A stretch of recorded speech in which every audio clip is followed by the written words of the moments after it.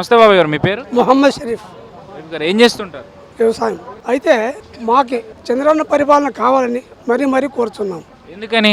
మన రాష్ట్రానికి చాలా అవసరం.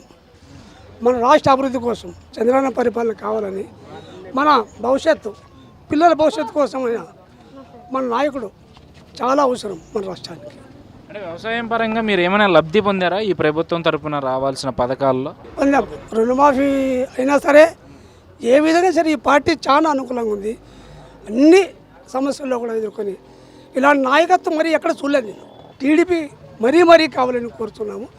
చంద్రన్న పరిపాలన మళ్ళీ రావాలని కోరుతున్నాం మనస్ఫూర్తిగా. వస్తుంది అంటారా? కంపల్సరీగా వస్తుంది, 100%. మీరు వస్తుందన్నారు. మరి అటు కేసీఆర్ గారు కానీ, జగన్మోహన్ రెడ్డి గారు కానీ, మోదీ గారు కానీ కలిసి ఈసారి చంద్రబాబు నాయుడు గారిని అధికారంలోకి రానివ్వకూడదని చెప్పి కుట్రలు చేస్తున్నారని అంటున్నారు కదా. జరగని పని అది. వీళ్ళ మూడు ప్రధానమైన పార్టీలు కలవడం వల్ల ఎలాంటి నష్టం ఉండదంటారా తెలుగుదేశానికి? ఏం నష్టం చేస్తారు? అది వాళ్ళ ఏది కాదు. ఇక్కడ ఎవరు వచ్చి ఇక్కడ ఏం చేసేది? రాయలసీమలో వాళ్ళు ఏం చేయగలరు? ఈ నియోజకవర్గం, ఈ ఉరవకొండ నియోజకవర్గం ఏదైతే ఉందో ఇక్కడ అభివృద్ధి విషయాలు వచ్చేసరికి ఎంతవరకు అభివృద్ధి జరిగింది? అంటే ఎమ్మెల్యే గారు చేశారా, లేదంటే ఇక్కడ ఉన్న తెలుగుదేశం ఇన్ఛార్జ్ చేశారా అభివృద్ధి అనేది? పయ్యావుల కేశవ్ గారికి సాటి ఎవరు లేరు. ఇక్కడ ఈ నియోజకవర్గంలో పయ్యావులకే సాటి ఎవరు లేరు. ఎందుకని? అన్ని పార్టీల్లో కలుపుకొని, అన్ని మతాలు కలుపుకొని అని అందరికీ సమగ్ర న్యాయం చేస్తాడు ఆయన పయ్యావుల కేశవ్. మళ్ళీ గెలిచే అవకాశం ఉందా కేశవ్ గారు? కంపల్సరీ గెలుస్తాడు. ఎంత మెజార్టీ వస్తుంది అనుకుంటున్నారు? 10,000 పైనే. ఓకే, నమస్తే అండి. మీ పేరు? వజ్రగారు రంగా బొబ్బు రంగాని. ఏం చేస్తుంటారు? మేము వ్యవసాయం చేస్తాం. ఏంటి, ఎలా ఉంది వ్యవసాయం అనేది? వ్యవసాయం ఏముంది, బాగుంది. మాకే బాగుందబ్బా, బాగుంది. మరి రైతులకి ఈ ప్రభుత్వం నుంచి ఎంతవరకు సహకారం అందిందంటారు? రైతులకి సహకారం బాగా అందింది. ఇంతవరకు అయింది ఎవరు చేసినారు? ఏమన్నా కానీ మా ఆయన అడగాల్సిందే, కేశవాన్ని అడగల్లా, కేశవానతోనే పని చేయించుకోవాల్సిందే. ఏంది, కేశవాన లేకపోతే ఈ ఊర్లో దీపమే లేదు. దీపం పెట్టే ఓడే లేడు. మళ్ళీ అదిగని చెప్తా చూడు. ఆడొచ్చి దీపం పెట్టినాడు, ఏమన్నా ఒక కుళాయి పెట్టినాడా, ఒక దీని పెట్టినాడా, ఇస్పేస్ రెడ్డి ఏం పెట్టినాడు చెప్పండి? ఊర్లోకి వచ్చినాడా? ఇంతవరకు అయింది ఆయన వచ్చి మాట్లాడిన దినం ఉంటే అది కానీ మాట్లాడాల్సిందే మనం. కానీ ఎడాడలేదు. కేశవ్ గారు ఎంతవరకు అందుబాటులో ఉండేవారు మీకు? మాకు అందుబాటు దినం ఉన్నాడు ఆయన.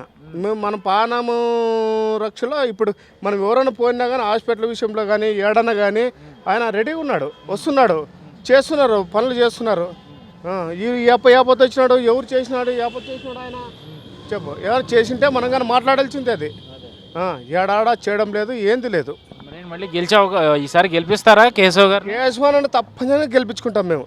ఎంత మెజార్టీతో? మెజార్టీ అంటే చెప్పలేము. అది మెజార్టీ మేము అంటే చెప్పలేము. ఆయన పైన ఉన్నాడు, గెలిపించుకుంటాం అంతవరకే. మెజార్టీ అంటే చెప్పే మాతో కాదు. మా వర్గంలో మేము గెలిపించుకుంటాం. రాష్ట్రం విషయానికి వచ్చేసరికి రాష్ట్రంలో చంద్రబాబు నాయుడు గారి పరిపాలన మీద మీ అభిప్రాయం? మంచి పరిపాలన ఉంది. ఆయన చేయకోకుండా ఏం డాక్రా గ్రూపులకి ఏమి కొన్ని వేల కోట్లలో లక్షల్లో ఇచ్చినాడు ఆయన. ఎవరు ఇచ్చినారు? మోడీ ఇచ్చినాడా? మోడీ ఏం చేసా? మన రాష్ట్రాన్ని తీసి దిబ్బలేకేసే పాయ మోడీ. మన రాష్ట్రం ఏంది, నష్టపరంలో ఉన్నాం మనము. మా చంద్రబాబు తెచ్చారు అంతా ఏందో అంత ఇది, అది గెలికి ఆర్డర్ అంతా ఇరంతా తెచ్చి పెడుతున్నాడు. వీళ్ళంతా ఏంది పెడుతున్నారు మనకి? ఎవరు పెట్టలేదు కదా. మన రాష్ట్రం చూసినారా? వీళ్ళంతా ఎవ్వనికి లేదా నా కొడుకు 2,000. మా అందరికి ఊరికి పర్లేదు. మా ఊర్లో వాడు మోడీగాడు.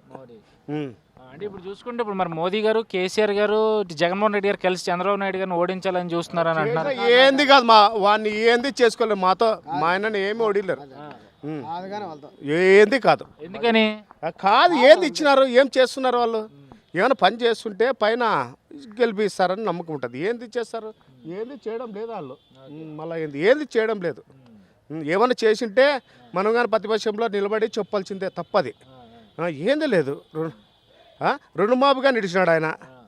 అన్నీ ఇడిచినాడు, మాఫీలు చేసినాడు, అన్నీ చేసినాడు. అబ్బా ఆయన చెప్పిన వాగ్దానం అంతా నెరవేర్చుకున్నాడు.